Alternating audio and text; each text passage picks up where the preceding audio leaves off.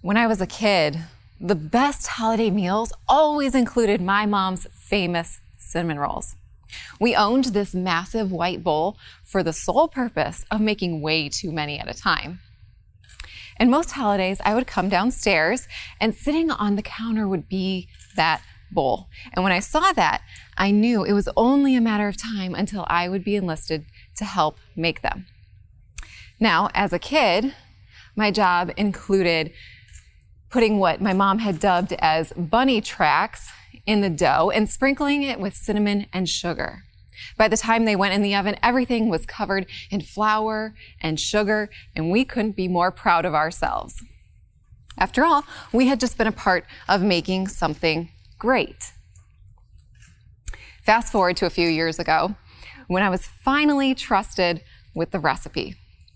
See, I was going to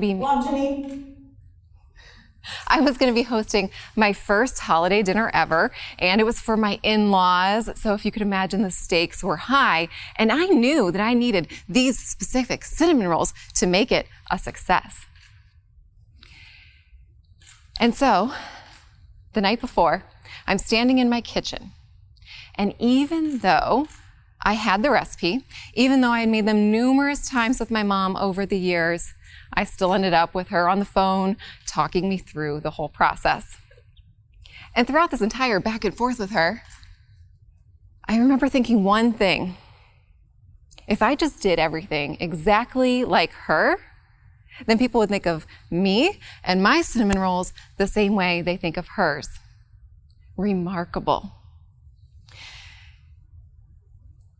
Now, it isn't just in everyday things like cinnamon rolls that we want that.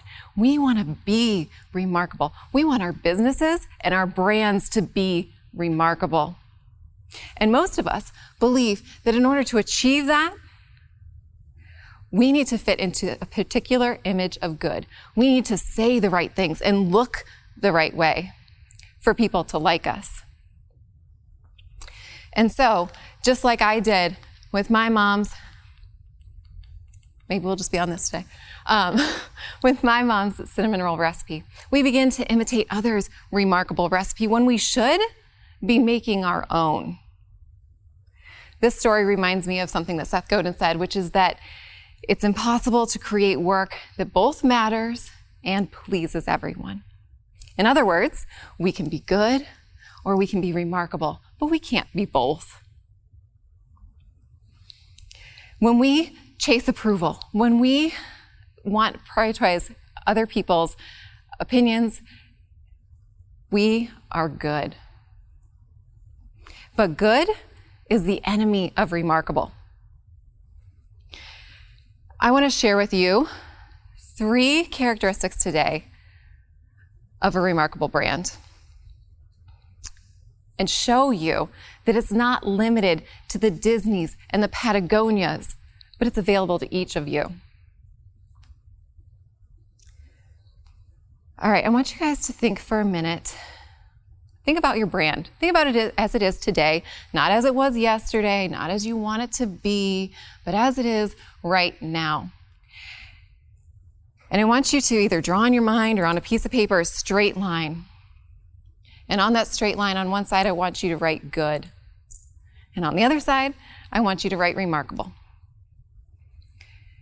And just think, or put it on your piece of paper, where you think your brand falls today.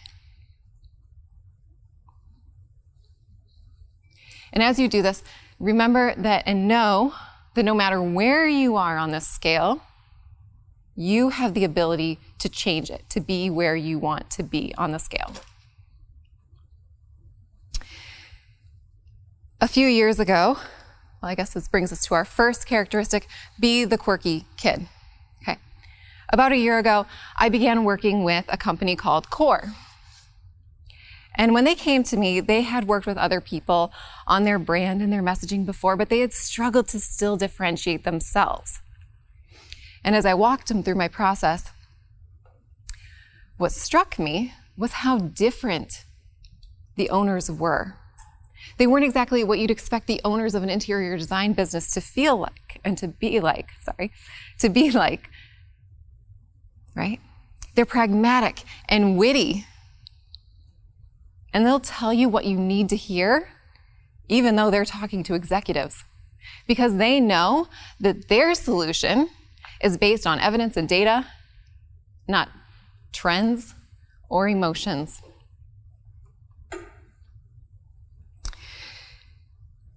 But they were stuck. They were stuck by a belief that if they put their personality into their brand, then their target clients wouldn't want to work with them, that they wouldn't be attracted to that. All right, you guys all want to do something with me here real quick? Awesome, I was glad. I didn't have a plan B, so I'm glad you said yes. Okay, can everyone here close your eyes for a minute? Okay. And as you do this, I want you to imagine, like really imagine and picture it. What would be the best case scenario if you made your brand even 10% more like you? Another way to phrase this would be, how could your business look if you had a brand that you felt good in? Maybe your mind is going to your revenue.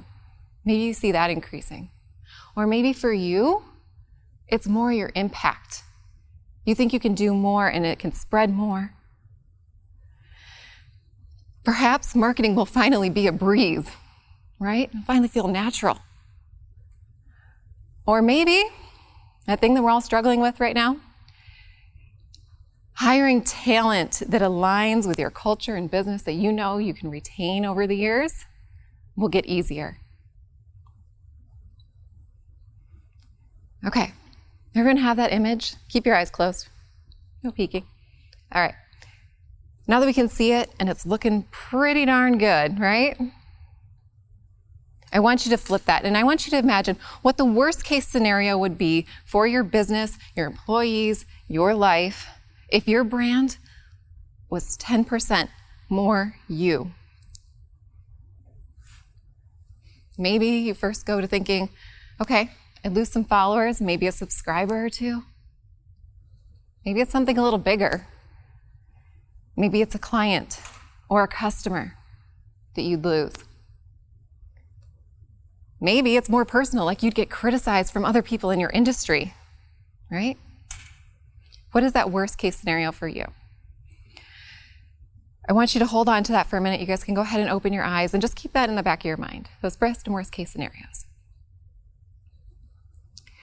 Okay, remember back in high school, junior high, there was like that one quirky but like incredibly confident kid.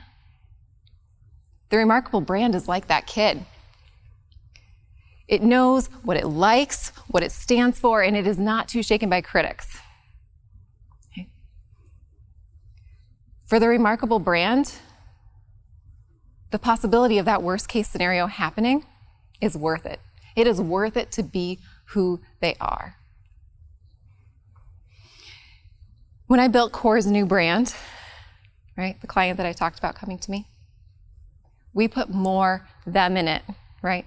And when I shipped their brand and their messaging off to them, I quickly got a response the next day requesting a call. So we get on a call and it was like talking to different people. They told me that I had actually gotten them excited about what they were going to do, about what they were doing, and that they felt empowered to communicate the value of their unique approach to their target audience, something they hadn't felt before. When you become like that quirky but incredibly confident kid, you become known for being unlike anyone else. You become known for being who you are. All right, quick show of hands here. How many of you guys started your own business in the past 2 years? All right, a number of you guys. Awesome. According to the US Census Bureau, 4.4 million new businesses were started in 2020. That was a record-setting year. So if you started your business in 2020, you're a record setter. Congratulations. Then in January of 2021, another 500,000 businesses were started.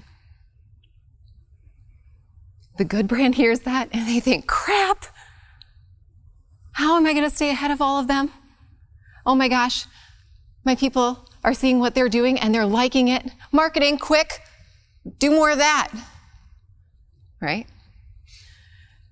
The Remarkable brand, though, here's this, and it doubles down on who it is. Oh, congratulations on the new business. Like what you're doing there. Want to get coffee after work? I'm going to keep doing my thing.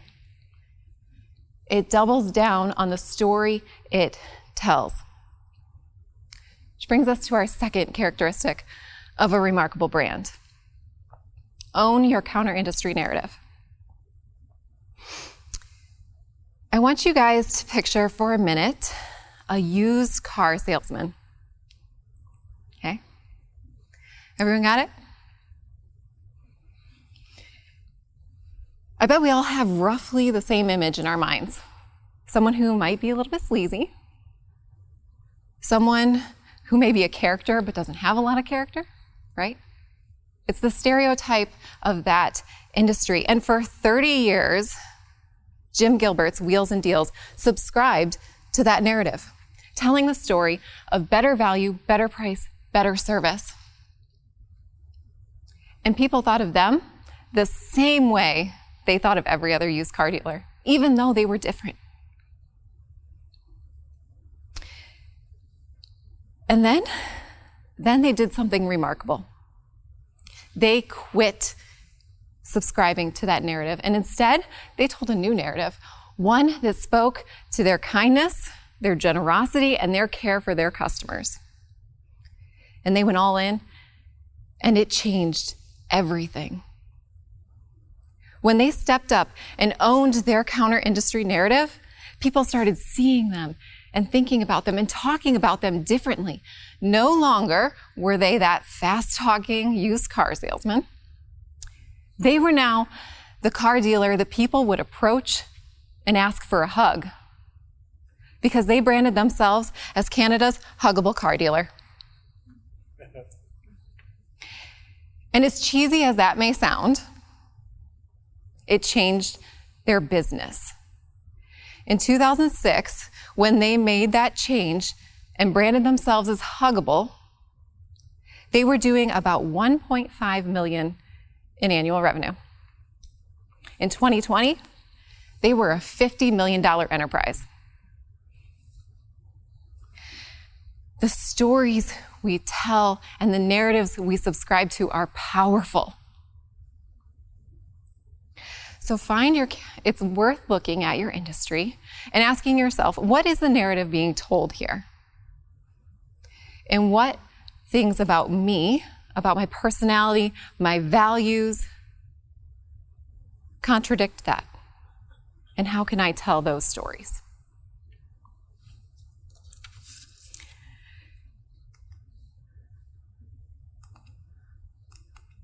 Okay, our third and final characteristic for today is that commitments win hearts. Remarkable brands all have the same thing in common: an unwavering commitment to doing what they said they would do in their own unique way. 94% of people said that they would be highly likely to recommend a brand that they feel emotionally connected to. 94%, highly likely. Which is why the love for remarkable brands inevitably spreads. A few weeks ago, Ivory House Photography took to social media to celebrate its 6th year in business. Some of you guys have probably saw it. And to celebrate, they invited their audience to become a part of their generosity campaign. The ask was to create a post that said why Ivory House Photography and the owner, Whitney Warren, changed their lives. And I don't know if any of you in here have ever tried to ask your audience to create content, not repost, not comment, not like, but to create content. That's a big ask. We don't even like creating our own content half the time. And yet, Ivory House Photography's audience showed up.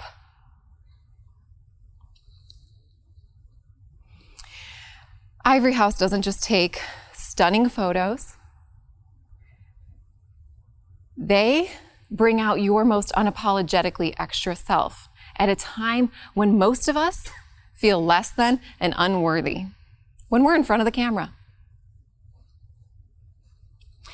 They have an audience of raving fans and over 226 five-star Google reviews because of their unwavering commitment to doing what they said they do in their own unique way. Now, there are a lot of good brands and good businesses out there that are wildly successful. And if success is your goal, you can keep on following others' leads and you'll probably reach it. But if you want to wake up knowing that the work you do matters, if you want to know that your business represents your message, then you need to know what makes you unlike anyone else. Because if you're designing your business or your brand to fit someone else's image of good, then what makes you remarkable will continue to become smaller and smaller and smaller until even you can barely see it. In a blind taste test, the cinnamon rolls that I made that Thanksgiving, and honestly every time since, probably could have passed as my mom's. And yet, they never changed anyone's lives the way her cinnamon rolls changed mine and others. And it's not because no one else can make a good cinnamon roll. It's because when she makes them, she invites even the most amateur baker to become a part of making something great.